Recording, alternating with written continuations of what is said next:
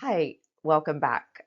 Today we are week 8, lesson 2. We're going to continue to talk about holistic healing and dive in a little bit more to a trauma-based, skill-based approach to that. So, just a little overview. So, let's start by talking about what healing truly looks like, because it's not just about symptom relief, it is about reclaiming agency, connecting with your resilience, and restoring your sense of self. So, agency means realizing that you have choices now. Um, Trauma often makes us feel powerless. Bad things have happened to you without your consent. But in recovery, we rebuild the sense that you can choose. You can choose how to respond, you can choose who to trust, you can choose what you need, and even when you need to say yes or no. So, small intentional choices like setting a boundary or saying, I'm not ready for that yet, really begin to rewire your sense of control and empowerment in your body. So, resilience doesn't mean you never struggled. It means that actually you did struggle, but that you've adapted to survive. And even if those adaptations no longer serve you, the strength that got you through is still within you. So now we just learn to channel it differently, to grow and to stay with the hard moments without shutting down and to show up for your life in new ways. It's also important that we talk a little bit about how that ties into identity restoration, which is a natural part of trauma recovery. Many women describe feeling disconnected from who they are and what they want after chronic stress or illness. So healing involves integrating what happened to you, but not erasing it, but making it more of a chapter in your story, not the whole book. You are not your trauma, and trauma is healable. It is curable. Not sure if healable is a word, but it's curable. You don't have to drag it around with you forever. You are the one who survived it. So now you get to define what comes next. So let's keep building a life that reflects not just where you've been, but more importantly, where you are going. Instead of asking, what's wrong with me? We want to start to shift that question to what happened to me. And this is a very trauma informed lens that helps us view symptoms not as personal failures, but as intelligent survival responses. And this perspective really helps to create compassion and opens the door to healing, especially for those of us that are managing chronic illness. After chronic stress and or trauma, it is common to feel emotionally intense or unpredictable. That's what we call emotional dysregulation.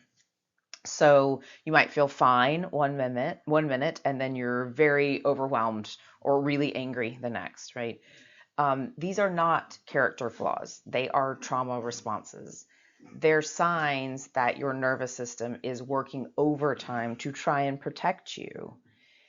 So that kind of leads into hypervigilance, which is when your body constantly scans for danger, even when you're not in danger, even in safe environments. It's just on high alert. And this is extremely exhausting. And it makes rest or connection with other people, feeling safe, right, extremely difficult. There are also thought distortions that come with this, like assuming the worst or blaming yourself or seeing threats everywhere.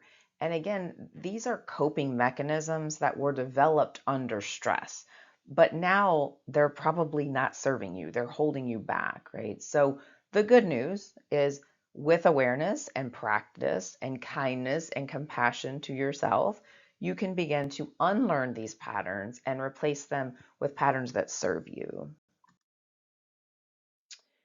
So, really important that we talk about identifying triggers. And a trigger is anything that reminds your body of past danger, even though you're safe now. Um, On the flip side of that coin, glimmers. Glimmers are the opposite. Those are moments of calm and joy and peace and safety, but they're both informative to your nervous system. So, by learning to identify what are your triggers and what are your glimmers, you increase your capacity to regulate and to connect and to heal, right? So take a minute maybe and think about what that looks like for you, right? You might be much more aware of your triggers, right? Certain situations that can be sounds, smells, certain people, certain environments, whatever it is that you notice causes you to feel very uncomfortable. And maybe you even have flashbacks to a time that you were very unsafe or vulnerable, right? So taking a moment to kind of be familiar with what those look like for you is really important. Um, but also know what your glimmers are, right? What are the things of safety that you can turn to, the things that make you feel happy and connected and peaceful and calm? Those are just as important to be aware of. So, in this slide, we're going to talk about some powerful emotion regulation tools that are drawn from my personal favorite therapeutic orientation, which is dialectical behavior therapy, or you might have heard it called DBT, and somatic work. So, these are tools that help us respond to difficult emotions in ways that support healing rather than reactivity. The first one is radical acceptance. And this means letting go of the inner struggle with reality. It does not mean approval, right? Acceptance is not the same as approval. It just means recognizing that this is what's happening right now. This is my reality, whether I like it or not, right? And when we stop fighting our experience or our reality, our nervous system softens. And this skill reduces that emotional exhaustion and helps regulate autoimmune flares that are triggered by the chronic stress of kind of like bracing against our reality, right? I mean, again, you don't have to like it, but if you can accept it and acknowledge that this is the reality of the situation, it's a better strategy for problem solving. Um, Next technique is naming emotions, and that is more than just saying, I feel bad, right? Or I feel good. Research shows that when we name a more specific emotion, like I feel ashamed, or I feel overwhelmed, or resentful, right? We reduce the intensity of the amygdala, and it helps shift our emotional experience from that survival brain into our thinking brain, which helps to support the clarity and regulation that we're looking for. Opposite action. This is another really great coping mechanism, which teaches us to act opposite to what our distress urges us to do. So, for example, if your trauma response is to isolate, then do the opposite. Try reaching out to someone that you feel safe with. If your urge is to shut down, do the opposite. Try getting up and moving. This gentle pattern interrupt is a nervous system rewire. It's really important for our brains to be able to do that. Finally, breath-based interventions. We've talked a lot about these. These are great. We've practiced it throughout this training, and that's because they're really helpful and immediate tools that cause the parasympathetic nervous system to kick in and regulate. So these skills are simple, but when practiced regularly, they build emotional resiliency and reduce reactivity. Um, when distress hits hard, right? We've all experienced that. We need some quick tools to help the body and the brain come back to center. So one that I really like is the TIP skills, and it's spelled TIPP. And that basically stands for temperature, right? Which might be splashing some cold water or something that's cooling, maybe holding ice in your hands. The I is intense movement.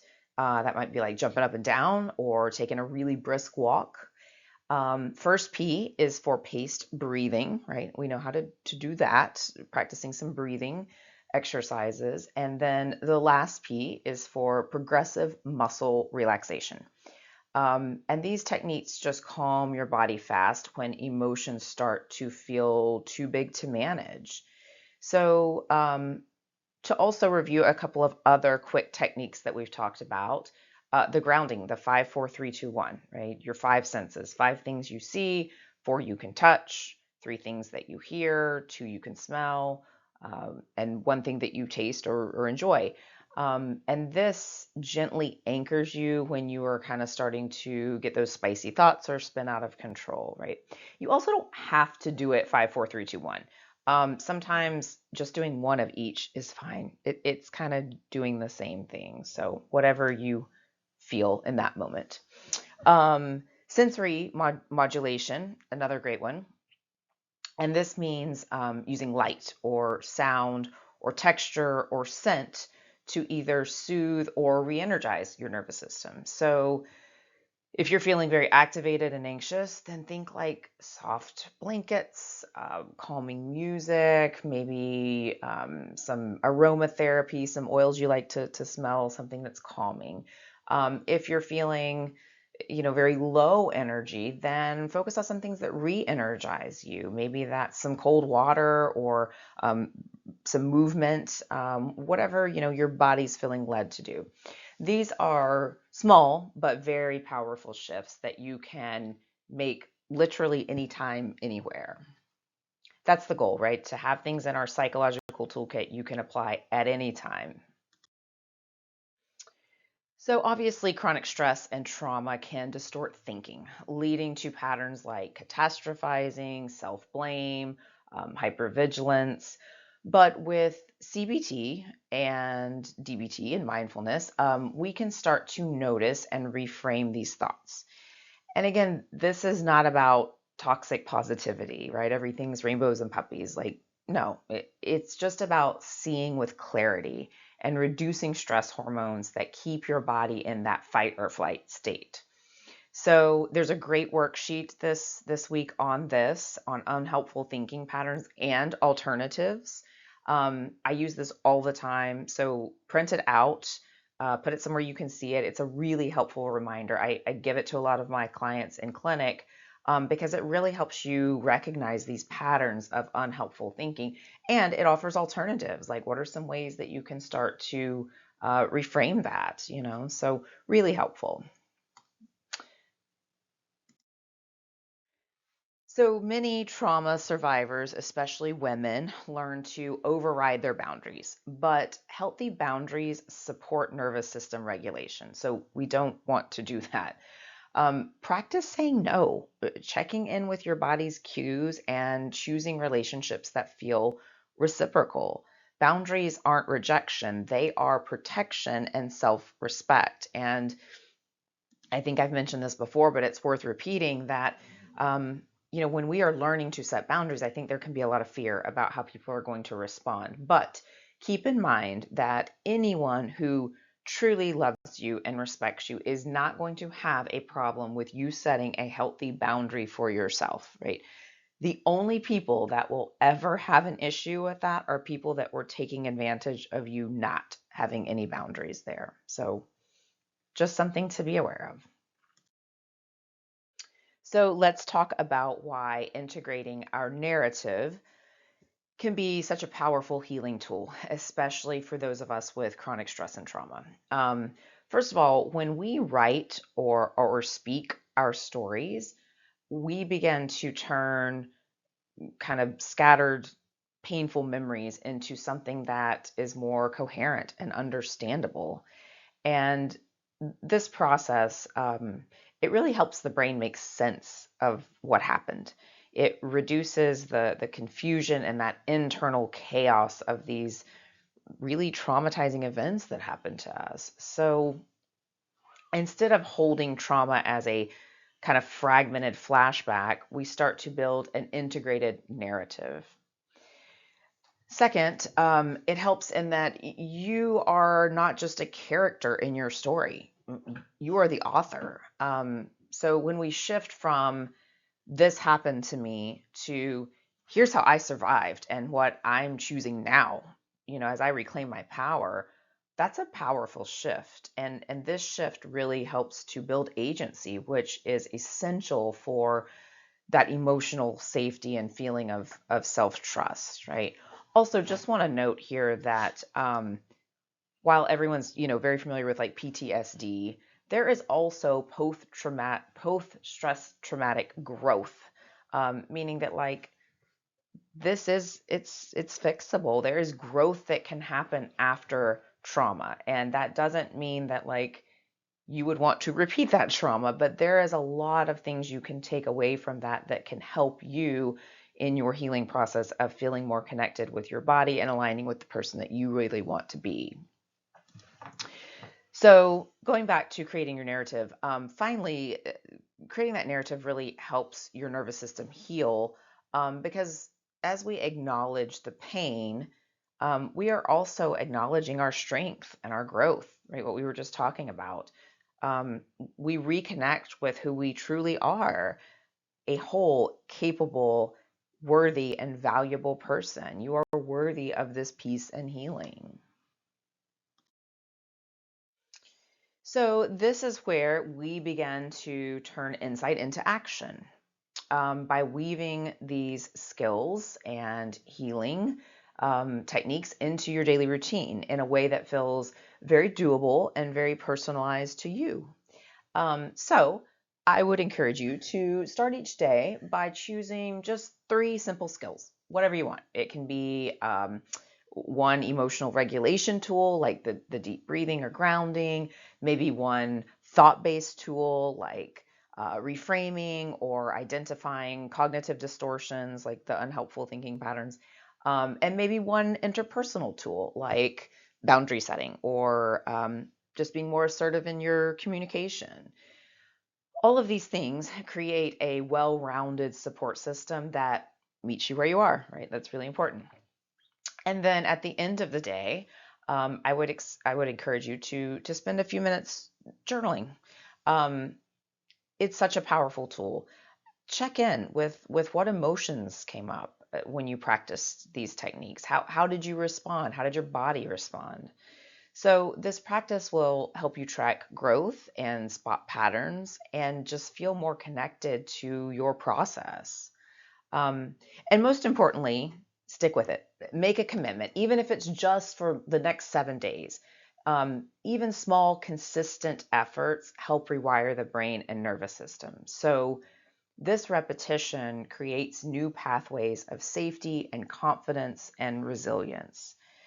So you're not just learning skills, you are building a new way of being and existing in the world one day at a time. So there is a worksheet I've created to go with this, and that's going to help you design that 7-day holistic healing plan and just have fun with it. You get to design it, whatever works for you. And if you notice one day that not really filling one of those tools, that's fine. Change it, do something different. Curiosity is a good thing. So thanks for being here, and I will look forward to seeing you in our last lesson of this week. Thanks.